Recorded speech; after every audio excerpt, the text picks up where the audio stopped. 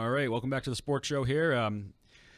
Following a really upsetting Super Bowl loss, but first, Ron Borges with those reports from Jimmy Garoppolo. That's kind of a mistake there. Yeah, anybody can be Don Yee nowadays. I guess you don't even have to sound like the man. Just call up and say you're him, and all of a sudden we believe you. That's just, it's similar if you're any kind of reporter. I cover the City Hall beat, and that's similar if someone randomly just called me up on a phone on a number I didn't know, said, so-and-so politicians are going to be arrested tomorrow morning for this, and I just said, okay, I'm gonna go with it. Not check anything, not check with our news director Taylor Cormier, not do anything. So kind of silly. If no one knows either, what happened was Ron Borges, a longtime reporter of the Patriots of the Boston Herald, he this Thursday going into Friday, he got a text from a random number that said it was Don Yee, and this guy who apparently said it was Don Yee said that Brady wanted to have an equal contract, at least similar to that of Jimmy Garoppolo's. And if he didn't get that, then he would walk. Now, first of all, when I heard this when I was driving home on Thursday night, I heard this on WEI when Patrick Gilroy had it, and no one knew anything that followed. I first thought, this doesn't sound like Brady at all. It doesn't sound like he would, any stance he's taken. He's 41 years old, so how are you going to expect to have, next season he'll be? How are you going to expect this much money at this age when you already had your chance to ask for it? And what ended up happening was, obviously, what everyone's heard now, is it was a guy named Nick in Boston, who's dubbed now, who just was bored one day, saw his number on Twitter, decided to text him and say he was Don Yee, and he ran with it without checking. So that's pretty bad reporting on that part. But I mean, he's obviously, I think he'll probably be off the Patriots beat. Yeah, I mean, it's easy to say that someone has taken a little bit of a heat off of the Patriots this week with Ron Borges stepping up in dunce chair number one. You talk about Brady being in a position where it would even be weird for him to be offering or asking for that. He's a guy who's cut his contract back a number of times to help the team be better. So why all of a sudden would he have his feathers ruffled when he, quote-unquote, won the battle of being or staying as the quarterback, and Garoppolo has been sent elsewhere? Just kind of bizarre by Borges all around, but it takes a little bit of heat off of the Patriots for their lackluster Super Bowl performance, at least from a defensive perspective, and he becomes public enemy number one now. So I'd say so. I mean, transitioning from that little side story, it doesn't really have any effect on what happened from that horrendous Super Bowl loss the Patriots suffered last week. That was pretty pathetic. The Patriots, they gave up over 400 yards in total offense, 353 yards in passing to Nick Foles. Everyone saw that Malcolm Butler was crying on the sidelines. And no, I'm sure he's a great Patriot, but no, it's not because the Star-Spangled Banner touched him. It was because Bill Belichick sat him. And this is reports within 5 minutes of the start of the game. So something leads me to say that, how can you say pretty much, Jimmy, that nothing transpired before the game between Butler and Belichick? Yeah, there has to have been something. The whole thing is bizarre. Of course, the reports came out after the Super Bowl game that there were potential issues with marijuana and issues with him missing curfew and things like that during the week. He had been sick leading up, which was what I had thought going into the game. When he wasn't out there, I figured, okay, maybe he was sick, maybe he's worse off than they had made it seem, although he was off the injury report right before the game. The whole thing was really bizarre. It seemed as though, the more that we've learned now throughout the week, it seems as though the other guys knew they were going to be playing. Well, he's had players on the team back him up. Yeah. And also, Malcolm Butler came out on Instagram, I think the post was on, and he pretty much said, he denied everything. He denied everything. Yeah. He said, these ridiculous accusations aren't true. I was with my family the entire week leading up to the game.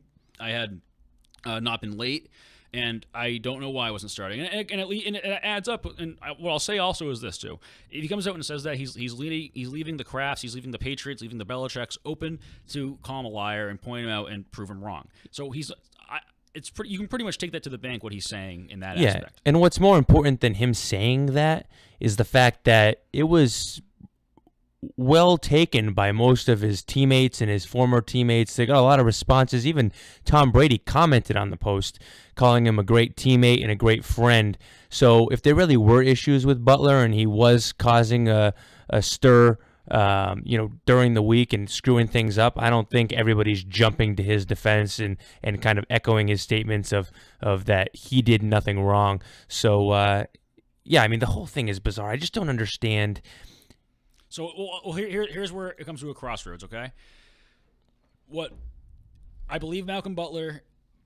I believe Malcolm Butler feels that way, that he did nothing wrong. And I believe that he probably didn't do anything with smoking weed. You know, this kid knows he's been to 3 Super Bowls now, okay? He knows that was his third. He knows what you can and cannot do. He knows what's at risk, what's at stake, especially with the first Super Bowl he had with winning it on that interception. He knows how important this is to him. Obviously, with him being a looming free agent and probably not, we already knew he probably wasn't going to come back to be in a Patriots uniform anyways, but something had to happen. You can't just tell, with Belichick, Belichick's more the person I don't believe, and I believed him at the beginning of the week. At the beginning of the week, I believed I believe the opposite. I believed that Malcolm Butler had to do something, and Belichick was, he was a badass, and that's what he's always done. And that's why every Patriots fan loves him, because he's a badass. He sticks to the rules. Wes Welker, you're going to joke around Rex Ryan's feet and all that stuff during a press conference? Fine, we're going to sit you for a quarter. And anybody who is doing that, he's been proven to lay down the hammer and discipline them. With Butler, what I thought was he did something wrong, and Belichick said, fine, you know what? It's you cost your team the Super Bowl right there without being on the play because you did something stupid, smoking weed. Now that, 4 days later after everything's came out, Belichick saying that it was a football move, because first they said he had the flu, which is obviously BS, because, that's a first lie they had to try to cover it up with. You had Matt Patricia when they asked him, right after the game, I think a day after, he was like, oh yeah, we just didn't have room for him. In Super Bowl 52, we just didn't have room for him when the team is getting torched in the last half. And then all of a sudden Belichick says, yeah, it was a football move. You're telling me that when Badamosi, who I don't think anybody ever heard of until the Super Bowl started, and Eric Rowe are getting torched out there, and Nick Foles, a backup QB, is throwing for 350 yards? How? Yeah. For example, the offense didn't even punt. The offense didn't punt, and the Patriots still lost because Belichick didn't start Malcolm Butler. That's not only that he didn't start him, he didn't play him, and I think that's the bigger issue, right? Is when on special teams. I actually buy into Belichick's thought process of it was a coaching decision early on, right? Because the Eagles have big receivers. Nelson Aguilar is a big receiver. Alshon Jeffrey's a big receiver. Stephon Gilmore has played well, or had played well down the stretch. He's a big defensive back, and Eric Rowe's a big defensive back. So I understood going in when he was first on the bench, Butler was. I bought it, okay? Start your big defensive backs against their big receivers. Maybe that's the game plan you want to go to, and maybe Butler was sick, and there are some rumblings that his week of practice wasn't the best. I think he was dealing with a little bit of the flu, which is fine, right? I get that coach's decision early. He's able to play for one snap on special teams. He's able to play for a couple plays on defense. Well, that's the problem. That's where I don't buy it anymore. That's where the coaching decision excuse falls flat, right? Because, yeah, your coaching decision was to start your big corners early, right? After they get torched. And Stephon Gilmore, what's being lost in a lot of this, too, is Stephon Gilmore had himself a good game. But the other side of the field was getting torched. And when that's happening continuously, and when you're talking about Johnson Badamosi playing a majority of snaps during the game, or Jordan Richards being out in nickel and dime coverages, out one-on-one against the other team's players, that's where the issue becomes, what the heck did Malcolm Butler do that he couldn't have even gone in? Even if he went in, even if you put him in and he fell on his face and you said, well, he's been bothering me anyways, now I'm taking him out because he got burned too, at least give the guy a chance to get out there. It's at least giving him a play, giving him a shot. The game can, like every single Patriots Super Bowl, it comes down to a few plays. And the most, and like you said earlier, I think more of the football decision is based on Belichick wanted to go out there and he wanted to entice the Eagles to run the ball because he's going to have to pass the ball because he's going to have these big backs out there because they don't want to have him run the ball with the running backs they have, Ajayi and Blount. Like as we saw, they could just run over him, and the Patriots got rid of Blount, of course, last year. Even though that's the first Super Bowl he's actually shown up in. Anyways, of course, right? I had him as a non-factor, and he shows up. That's what I was saying in the beginning of the game, also. So Belichick was trying to entice the Eagles to pass the ball more, so by putting Badamosi out there, they think they could contain him at least in that aspect and then work through it. Even if that went to fruition, even if that game plan worked, wouldn't you have to put Butler out there at some point? Because then the Eagles are going to start going away from what you're defending. Yeah. You have to put I mean, look at how bad they got torched. You look at any replays on TV, NFL Network, wherever you find it. It was horrible. It was to the point where I'm saying, well, I wasn't saying it during the game, but actually, I did. I was saying with my buddies during the game that this is going to be a huge story if Butler really doesn't have the flu. If people are going to be wondering if they lose. Well, that's the thing, Tim. Again, short of the man keeling over on the sideline and being physically unable to stand up, there's no excuse after the first quarter of play or the first half of play to not put him in the game, especially when he's out there on punt coverage or whatever he was out there on in special teams. There's no excuse why he should not have had at least one snap to see what he could do. I don't care if he actually crapped his pants on the sidelines. Yeah. And he had to go change them. I really don't care. He should have played. And it's not. And some people are saying it's Belichick's arrogance. So there's a lot of things you can't buy. So whoever's lying here, there's someone lying. And they have they're building, and they have at least enough credibility, or at least enough of a believable story up where you're questioning both sides. With Belichick, I can't believe that for a second he's the best football coach of all time, which I still believe, especially on the defensive standpoint. Maybe not for building a team, because obviously we've had our defense sucks. Yeah. Just take a look at what we had 12 years ago compared to now, and they also got torched, by the way, in the Super Bowl. Matt Patricia had a horrible game. If I'm a Detroit fan, I'm sweating right now. But anyway, I digress. I don't believe Belichick for a second just thought that I'm not going to play Butler at all. That's going to be a great football decision at all. I mean, what coach would think? Oh, I'm not even going to try the guy. We have another cornerback. He's strictly for safety. Only if Eric Rowe snaps his leg.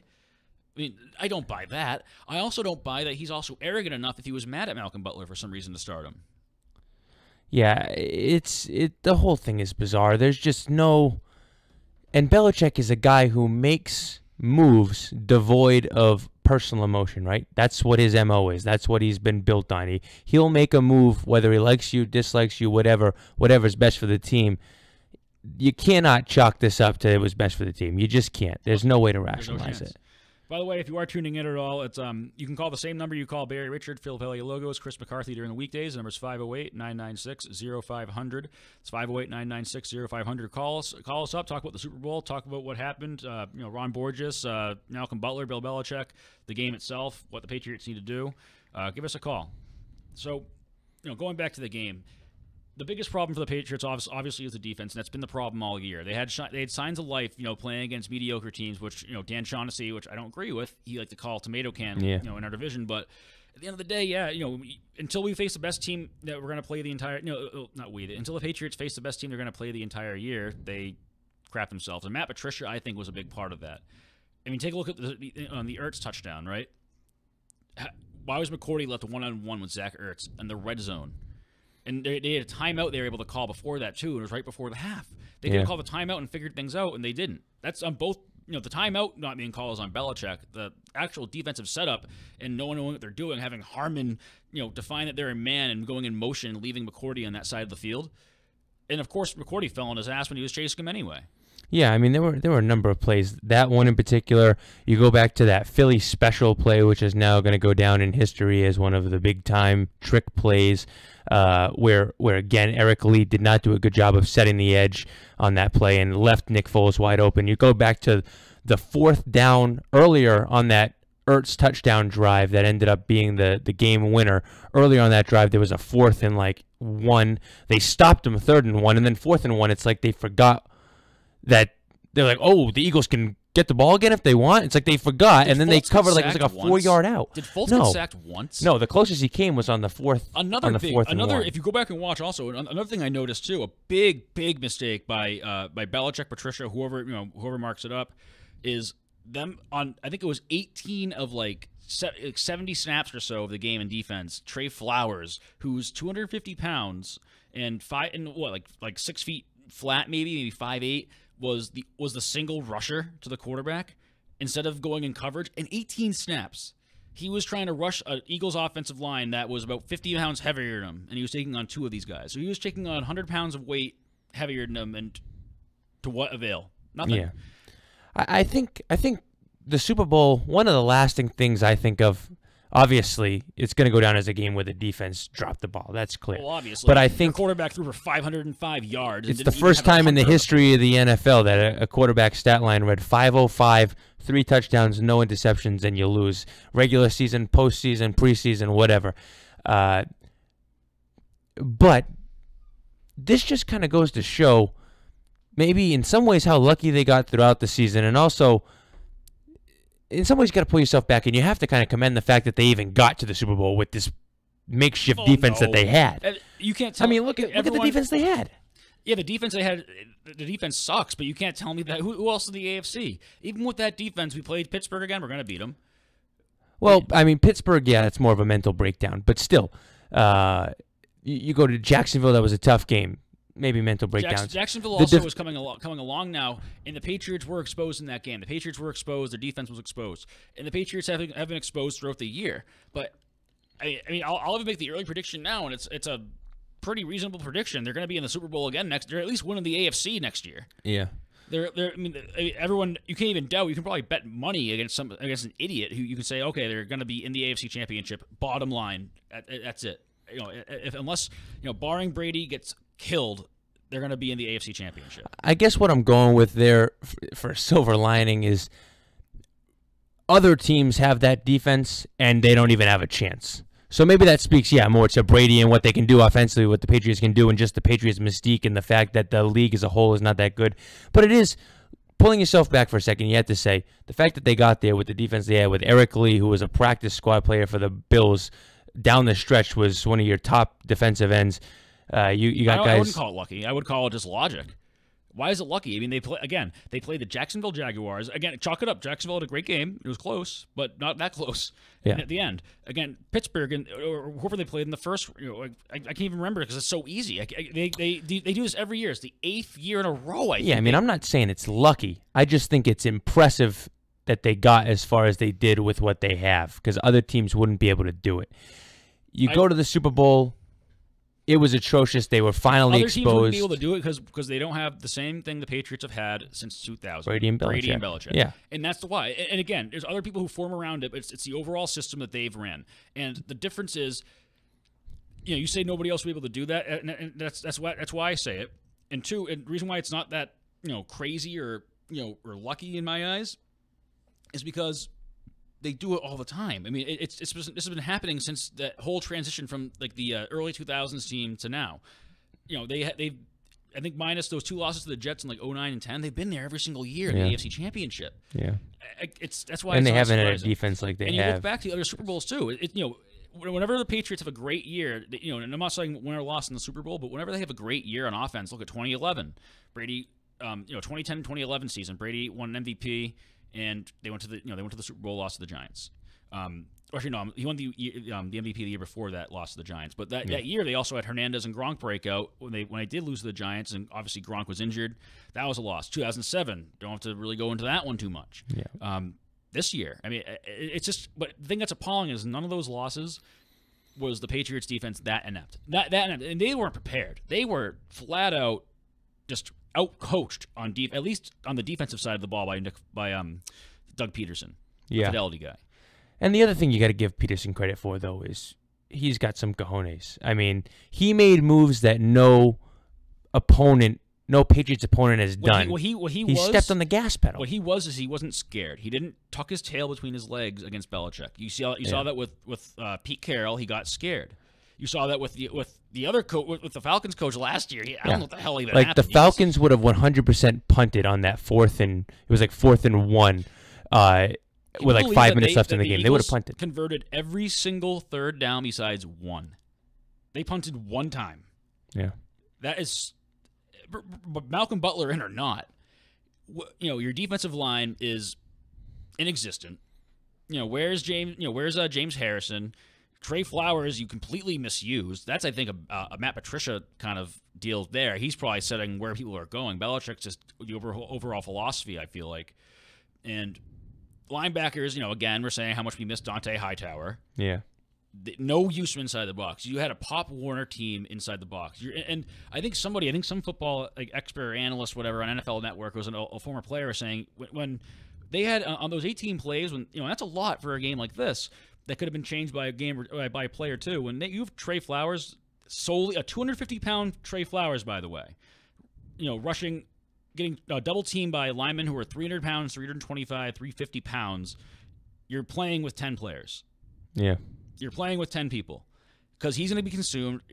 There's one man rushing in the middle, and you have your linebackers who are inept anyway trying to cover. It was just a horrible game plan. They couldn't cover anything. It was. Yeah, it was from the start. I don't know. It's still tough for me to even think about it, but it was just bad. And it was bad tackling. like another instance, if you want to talk about where Butler could have helped, you want to put him back in the game, you want to bring back up to the Butler thing. One thing I can say about Butler, and I all season I was not impressed with him. I think there's been issues, obviously, since Gilmore signed that contract. He could not wrap his head around how an unrestricted free agent can name his price and a restricted free agent can't. All season, I think his performance has been down. But one thing about Butler is, even if someone catches the ball on him, he's a good tackler, and he's a willing tackler. The Patriots tackled like crap in that Super Bowl game. It seemed like every time, every time. I mean, first of all, Garrett Blunt ran through you a couple times, which is bad. That should not happen.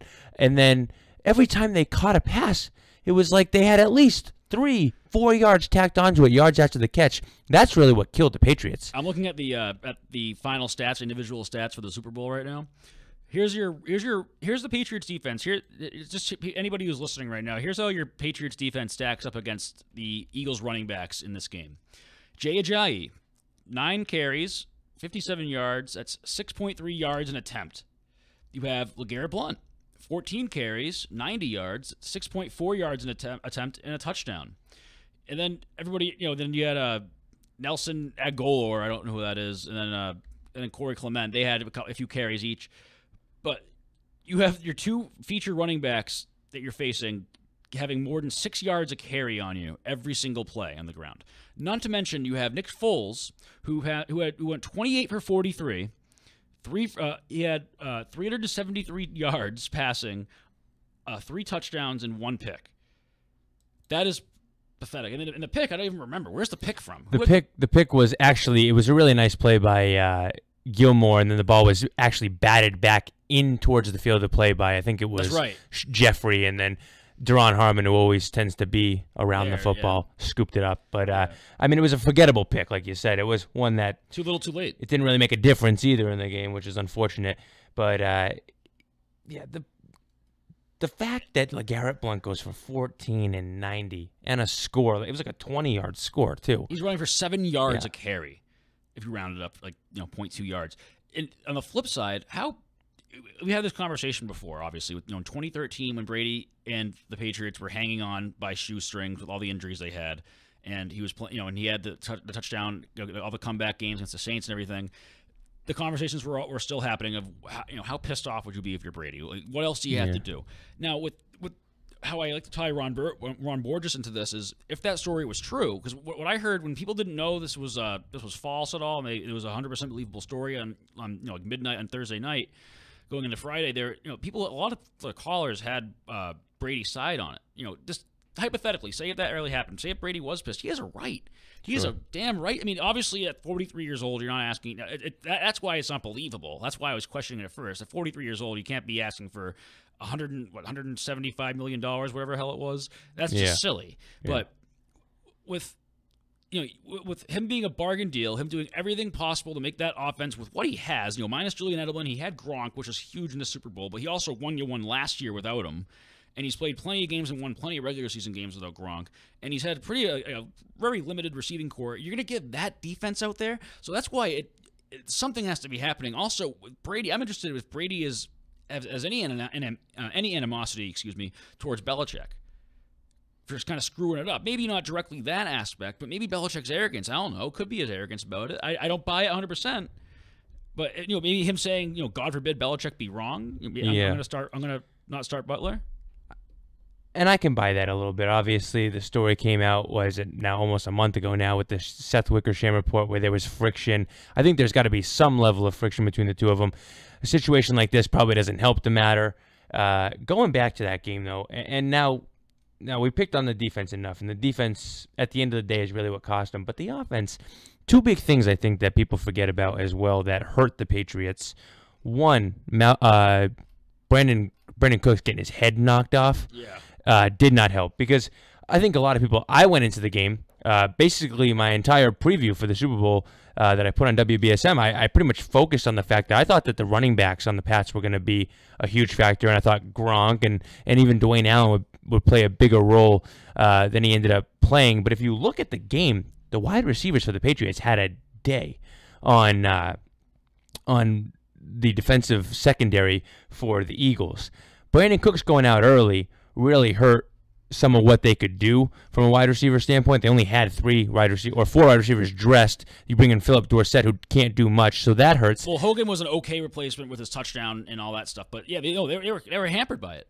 Yeah, I mean Hogan and Amendola have 14 total catches for over like 270 yards of offense. You add in Cooks doing anything to that aside from that one catch for 23 before he got his head, wiped off his body. If you add him into that, just the element to throw it deep, I think that opens more things up, so I think that hurt them. The other problem I have, too, and they do this a lot, like, where was Gronk in the first half? He ended up having a great game. He goes 9 for 116, 2 touchdowns. Well, Brady was off, too. They didn't really focus on him until the second half. When the second half started, their opening drive, they went right to him, and what did they do? They went right down the field in like 7 plays and scored, right? But Gronk was almost not even really around in the first half. Why wait to go to him? Brady was off a little bit. In the first half, I think he completed I think it was something like 9 of 20 completions. Like he had under 50% completions, and he did have a couple of near misses, but they were bringing the heat on him a little bit, even though they didn't sack him until that final. Well, it's a hit. The line has been a trope. I mean, how many times have you seen, Shaq Mason or anybody, I think it was him on the final play of the game when Brady got stripped. Yeah, it was right over Mason. It was Brendan Graham, yeah. It's just an overall, I think this comes back to Belichick's philosophy, which maybe actually might be even a root to what I was saying earlier, if Brady has any reason to be mad at Belichick, just for his overall philosophy. He was given, and if I'm going to play devil's advocate against Bill Belichick here for a little bit, when he first came into the league, and the Patriots rather, and he had, and the Patriots had that Super Bowl run, the 3 out of 4 from 01, 03, and 04. I think like 90% of that team was given to him by Parcells' roster building. The Ty Laws, the Brewskis, the Vrabels, the majority of the core of that team, the Browns. And, Belichick, to his credit, did add Rodney Harrison at a time when everyone doubted him. Well, he's even said, I'm not sure if you got a chance the 2 Bills, to catch the 2 Bills. He even said that was Bill's team that he kind of took. He inherited. And obviously he coached it. And, it's not just a matter of having the players, but Belichick has been criticized with especially drafting over the years, especially in the last 10 years or so. So with this philosophy, if I were Brady, I kind of have that skeptical kind of feeling of like, look, what the hell is this guy doing to me? I mean, I'm giving this guy a discount for what? I could be making, I could only have played 5 games apparently and be making $175 million. Yeah. So I'm taking this pay cut and trying to get a better team built around us. And what the hell are you doing? That is an interesting angle. Who do I have? Who's blocking me? I'm 40 years old, and I got Shaq Mason, who can't even pick his nose the right way, blocking for me? It is an interesting point. And there have been a lot of theories the last probably the last handful of years. There have been a lot of thoughts of, well, everybody wants to say Belichick's the GOAT of coaching, right?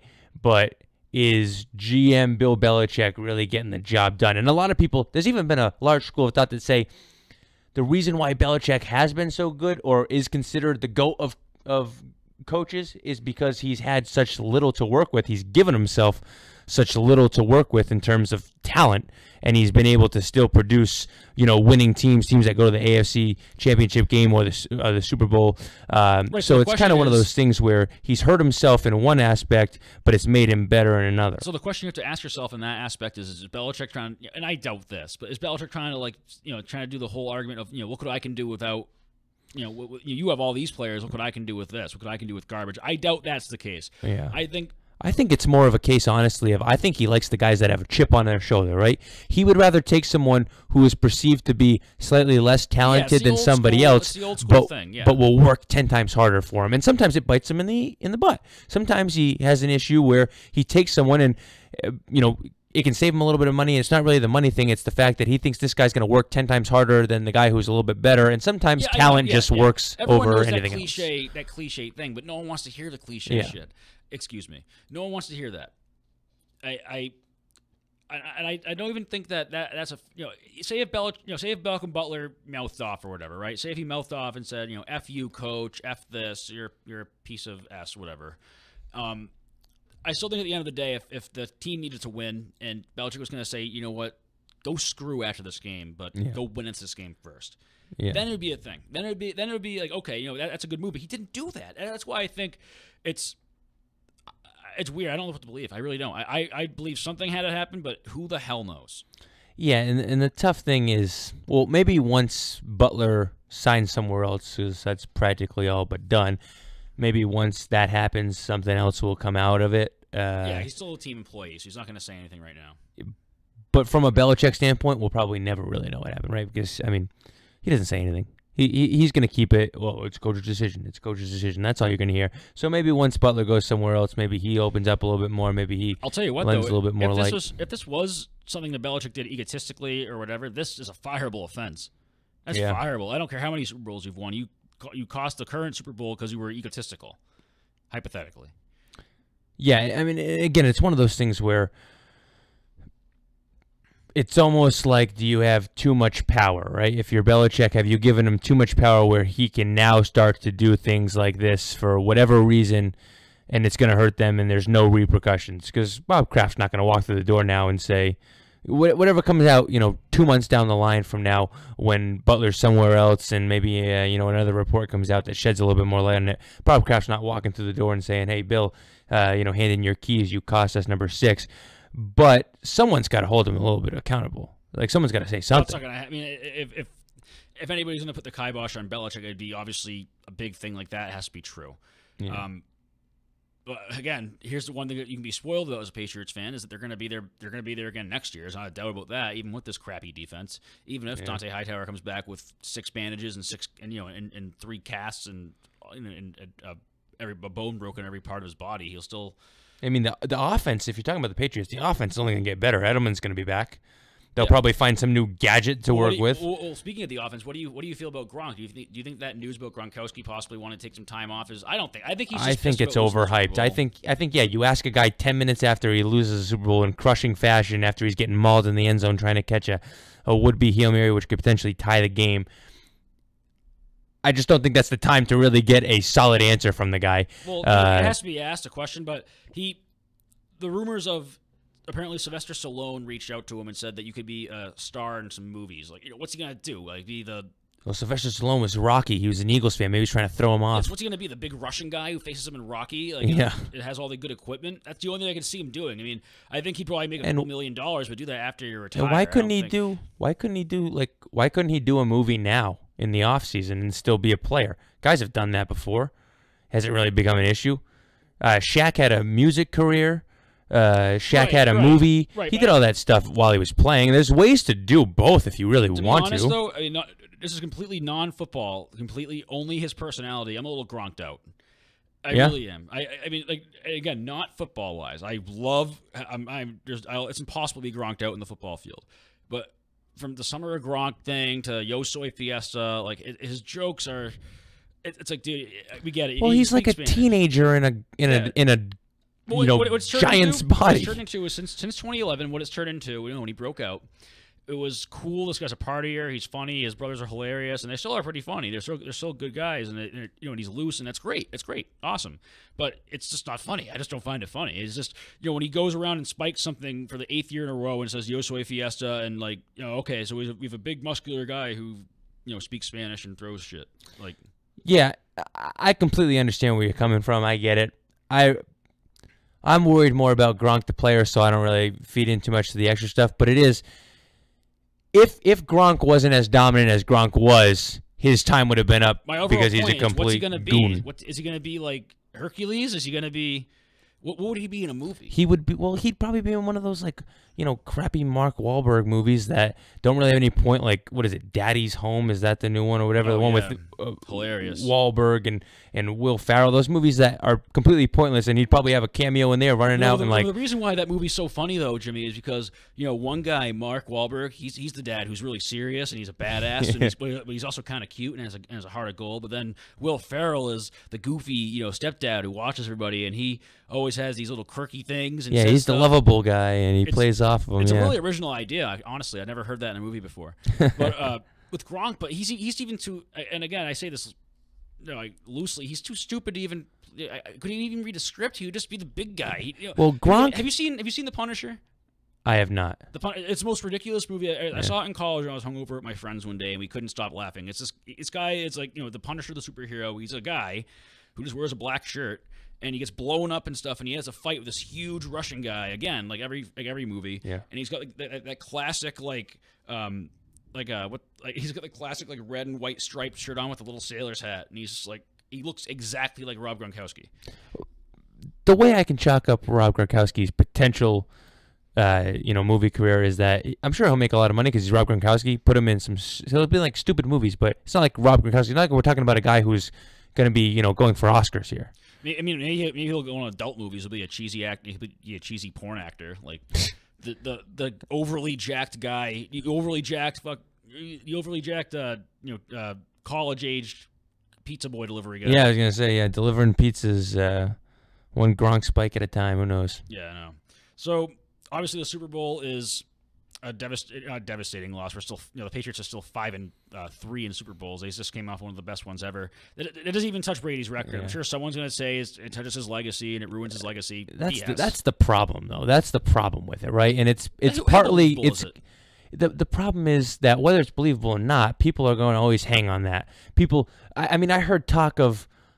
After the game, people are talking now, well, Brady's more like LeBron than like Jordan because LeBron doesn't win titles that he's in, and Brady's now got 5-3, and if it's a coin flip here and there, and if Pete Carroll's not dumb enough to pass the ball, and if Dan Quinn has his head, outside of his butt, he can make a play. It's the laziest argument ever, though, especially with it is, but you just have to listen to it, right? As a sports fan, as a Patriots fan, you don't want to listen to I'd say since probably about 2010, honestly, since about right around that time, both Brady and LeBron, again, I'll argue someone all day.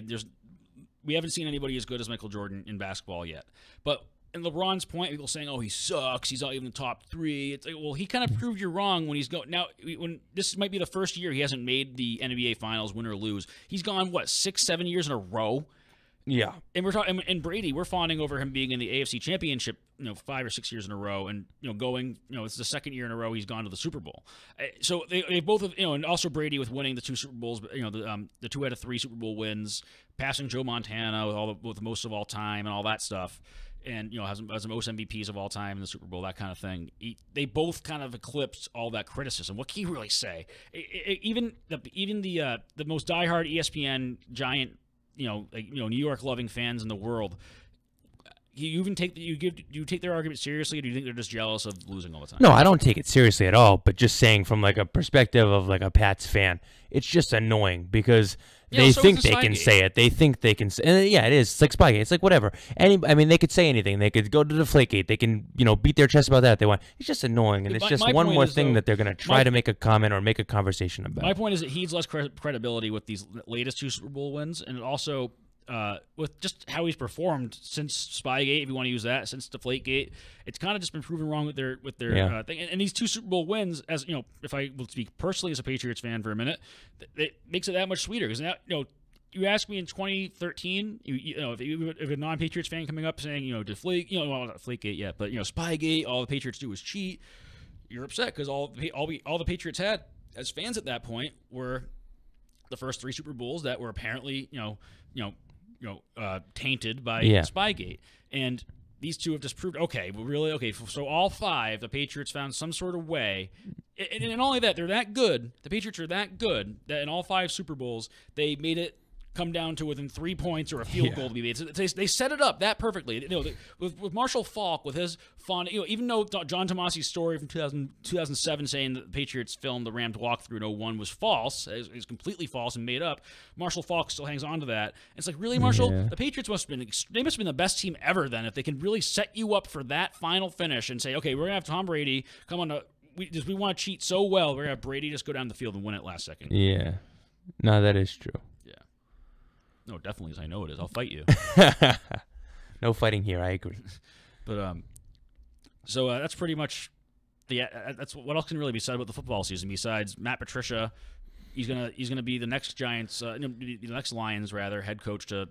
Yeah, Detroit's got to be pumped for a coach who just let them saw 41 hanged on him. I think it's interesting. You talk about Patricia, and obviously we can talk a little bit about Josh McDaniels as well. It's interesting. I wonder how Patricia feels since the Pats, clearly put on a full court press to bring McDaniels back, but they were like, "Hey, Matty, we'll see you. Have a nice time out in Detroit. live in the slums of the world there. I don't think they were willing to get rid of Matt Patricia. I don't think I've heard of anybody in the running to replace him in the Patriots. And I highly doubt it's going to be Belichick's son. That's not going to happen. No, it'll be Brian Flores. Brian Flores? Yeah, linebackers coach. He was part of the head coaching search for the Cardinals. I think you got one interview. He's kind of the natural succession plan. He was much more, in my opinion, going into the whole postseason when coaches start to get interviewed for positions or head coaching positions elsewhere. I always thought that the Pats could would stand losing Patricia better than they would McDaniels. Although I feel like at this point, you could make Brady a player coach, and I'm sure he could be a fine offensive coordinator. The thing. McDaniels, let's get into him because he's been kind of pulling this crap for a while. And I never thought I'd kind of take the Colts side, which I'm not taking their side completely, but you can see why the Colts are pissed off. The guy essentially, and the Colts are stupid, by the way, also. They're stupid, too. You don't sign a guy, they essentially signed, they made plans. They fired their old head coach, and they made plans to hire McDaniels without him signing the contract. Well, the biggest joke of it all, and it actually really just kind of sums up the Colts franchise rather well, is like, don't do anything. Don't open your mouth until it's in writing. Like, is it that hard? Like, have the man sign his paperwork before you just blast it. If they announced it and then they had to retract it, that's one thing. They fired a coach. They have no plan. They have no. And not only did they. I mean, Chuck Pagano sucks anyway. Yeah, I mean, he was bad. He was gone anyways. But not only the bigger issue, other than them like announcing that he was going to be the head coach before he signed, was the fact that they hired all of his assistants. Yeah. They have a bunch of assistants now, which they hired because McDaniels wanted them to, and now they need to go get a new head coach. Like, just that's as bad. That's almost as bad as that sneak play they tried to do. What was it, like 3 or 4 years ago now? Griff Whalen, like under center, I think it was like a punt or something. Oh, yeah, that thing was like bad, yeah. that's the off-field equivalent of that on-field blunder for the Colts. Well, but the rivalry's back. He's done this repeatedly since he's came back from head coaching the Broncos. 8 years ago, 9 years ago now. Yeah, it's been a while. He's been Tim Tebow. He's done this every single year, and it's one thing if he's the last few years he's just been looking around, and there's rumors, but nothing substantial that you could say he was saying he's confirmed. This is overall a weasel move. I've got to say though, I am 100% stunned, and let's go back to the fact that he came back to the Patriots after Denver. He actually had the one season in St. Louis, which was even worse, his time there as the offensive coordinator, than his tenure in Denver. Going into last season, I wasn't worried at all. Going into this season, this postseason, when head coaches were starting to get looked for, I never really thought. I was stunned when it got as far down the line as it did with the Colts for McDaniels. I've long thought since he came back to the Patriots that he's not going anywhere else until he can take over here, because his first go-around as a head coach was so bad. It ended so badly. His foray into St. Louis was even worse. I think Brady, coming back, he's done really well in New England. Why would he want to go anywhere I think else? his peak is offensive coordinator, because just look at this. You kind of just proved my point with repeating about how bad he did in Denver. He was a disaster in Denver. Belichick took him back, and essentially Brady's kind of proven that whether it's Charlie Weiss, whether it's Billy O'Brien, whether it's Josh McDaniels, they're going to win. He'll get it done. You have Tom Brady. And I hate, you can't really say that with Belichick. That's why it's different with Bill Belichick. That sentiment is different with Belichick, because obviously he's proven why he's a great coach anyways, and it's been proven on different sides of the ball, different situations, without Brady, with Brady, whatever. McDaniels is an offensive coordinator who works with the greatest quarterback who's ever lived, and yeah, he calls the plays, but also he calls plays that completely suck. You're wondering why he's calling a draw play on 3rd and 8. Yeah, and I go back to even what I said a little bit earlier when we were talking about the Super Bowl itself, the couple of nitpick things that I had on the offense, the fact that they didn't even go to Gronk really in the first half. That's kind of a weird move. So I get the idea of, anybody can be the offensive coordinator for the Patriots, although I do feel as though McDaniels in his second go-around with New England has obviously matured. He's older. He's wiser. He's kind of maybe seen how things can blow up if he's not in the right situation the first or when he gets a shot. I thought the whole thing with the Colts, though, was really weird because, let's be honest, the Colts, no, I'm going to lie, 1 through 53 are trash. Even with because obviously the entire organization is a disaster. Yeah, he must have got a report or he must have got inside notes in the process of, going through applying for the job, that Andrew Luck was going to be healthy and ready to go, which is one thing. Okay, Andrew Luck's a great quarterback, but the rest of that team stinks. So what the heck was Josh McDaniels? Is Andrew Luck that good by himself? Let me tell you what happened. This is what I think, but I'm going to be right. This is what happened. When Patricia left, and there are still rumors about McDaniels leaving, obviously, something in their replacement for both of them had to happen. They obviously had Brian Flores ready to go. Who else do they have? They're not going to put Dante Scarnecchia. Yeah, it would have been probably Chad O'Shea, but again, that's kind of the thing. Chad O'Shea, I don't know right now if he's at the point where he's ready. That's why Belichick and then, especially losing the Super Bowl too, is maybe, who knows? With all the crap that's came out in the past week, who knows? Maybe Belichick was planning on retiring after the Super Bowl. Who knows? But I doubt it. But anyways, I think that what happened with McDaniels was that they had a mad scramble at the end, saying, "Look, we have no legitimate replacement. Belichick needs to mentor him on trading and team building crap, because obviously the X's and O's are apparently taken care of." Yeah. And it's kind of funny because that's what we said is actually the weaker part of Bill Belichick, right? Is the I don't know. Well, I think drafting and the like team building. Not.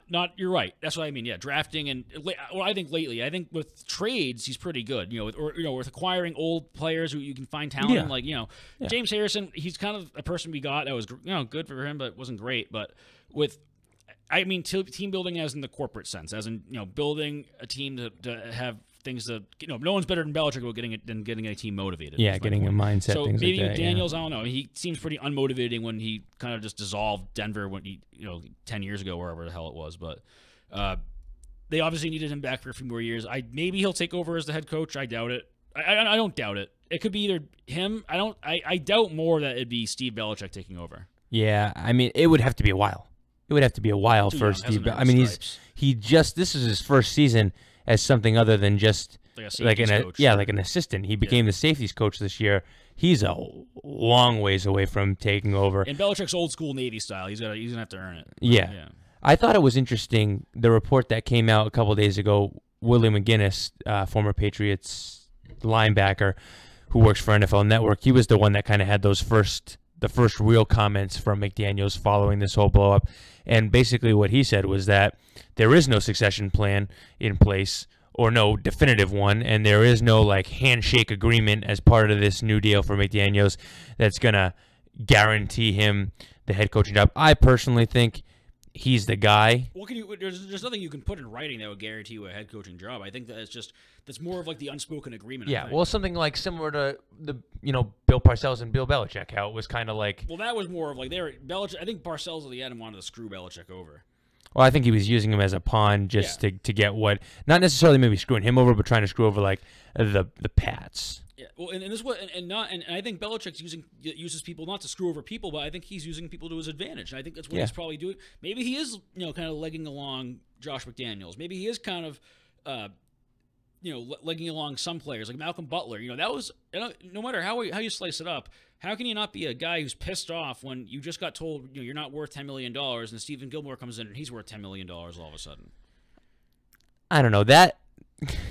I've always had a problem with that. I don't think it's that they're saying he's not worth it. It's saying we're not going to pay you if we don't need to. That's what it comes down to with the whole Butler thing. They didn't need to pay him $10 million. They could have to make him happy, and a lot of teams would have done that, right? Because you want to keep your guys happy. That's not what they do, though. But that's not what the Patriots do. And what the Patriots had to do in that moment was pay the unrestricted free agent, Stephon Gilmore, the money that he was going to command. It's human nature, though, Jim. It is human nature, and I get that. But I think a lot of the issues that happened all season with Butler was because he couldn't get it through his head, whether it's right, wrong, or indifferent. The Patriots did the smart business thing. What they did was they went out and paid the big money to the unrestricted free agent who could have gone anywhere and got any money from anybody to play. And they saw the guy who was a restricted free agent on their team who could only make X amount of dollars. And they said, listen, we know you're great. You've won us a Super Bowl. You've done this. But we're not going to just throw money away. That's basically what you'd be doing. Yeah, I get it. I mean, that's a months ago argument anyway. So, yeah. But so that's a wrap in the football season there. I'm sure we'll be touching on certain updates as the weeks go along. But it's really just kind of an offseason, seeing who we're going to replace things with, seeing if there's going to be any restructuring of contracts, if we're going to get if Dante Hightower is even worth coming back to the roster, if they're going to cut him, what the whole coaching situation is. So we'll be filling in those cracks, throughout the rest of the year until the next season starts. But it's also the transition now, and we're going to start. We're probably not going to do it this week, but we're going to start it next week. Is really getting into baseball talk. The truck just got down there this past Monday. Nothing's really developed yet. This week it starts. This week it starts. So we're going to be wrapping up the first week of spring training. See how what do you? I don't know. A team that has still has done nothing in the offseason to fix their lineup, their batting roster at all for any sort of power, and they're in Fenway Park, and I just laugh at the stat. They're at Fenway Park, and they couldn't even hit. They had the least amount of home runs in the entire league, which is pretty bad. And they haven't really improved their pitching either. So, great. A lot of people are resting them. So, not to get too much into it, but a lot of people are like resting back on the fact of, we actually technically did upgrade because David Price is coming back. Oh, shut up. I mean, please, spare me the David Price is going to be healthy for a full season talk. I think at the end of the day, the projections are in right now. They're about 6 games, projected to be 6 games worse than they were last year. A lot of people say, oh, how can you do that? It's basically the same team.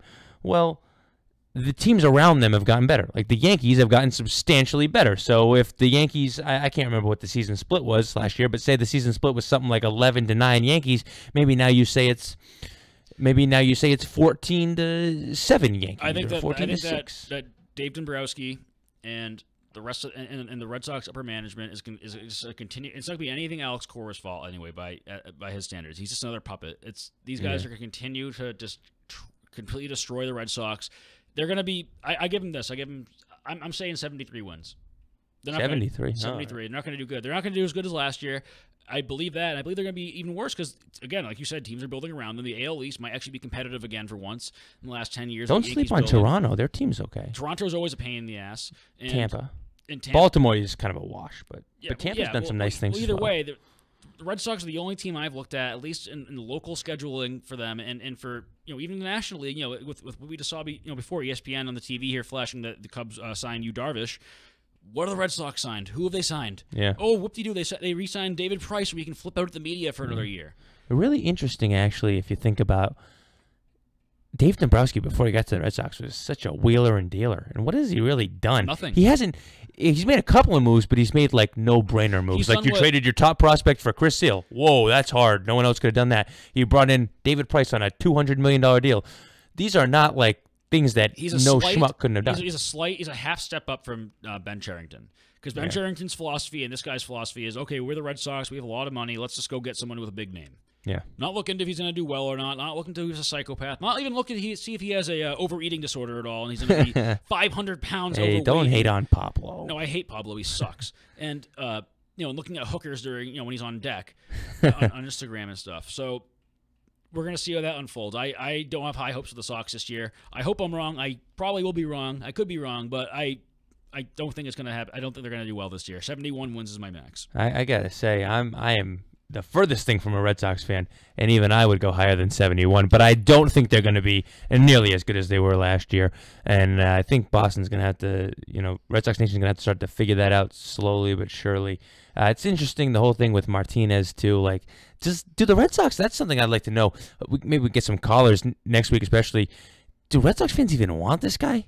I mean, he's made it clear he don't want to be there unless they're going to pay him top shelf. I'd almost wash my hands with him and say, "See you later, buddy." Yeah, I'd it's rather a different go environment though. Red Sox, they like to, they like to massage feet and they like to, make players happy and they like to make Twitter happy and they like to just, and they don't care about obviously any sort of, tax for going over the cap. They don't, they proved that with what's his name, a Cuban guy who they haven't played yet. Rusney Castillo, yeah, right? Castillo, yeah. 4 years, $72 million. He's played, I think, 30 major league games or something like that. Pathetic. So we'll wrap that up next week, Jim. That's pretty much it for the sports show today. We're going to see you next Saturday. Again, give us a call at 508-996-0500, the exact same way you call Barry, Richard, Chris McCarthy, Phil Pialogos, all those guys, Ken Pittman on the weekends. Same way you call them. Call us, talk some sports. We'll see you next Saturday at 3 o'clock. Yep.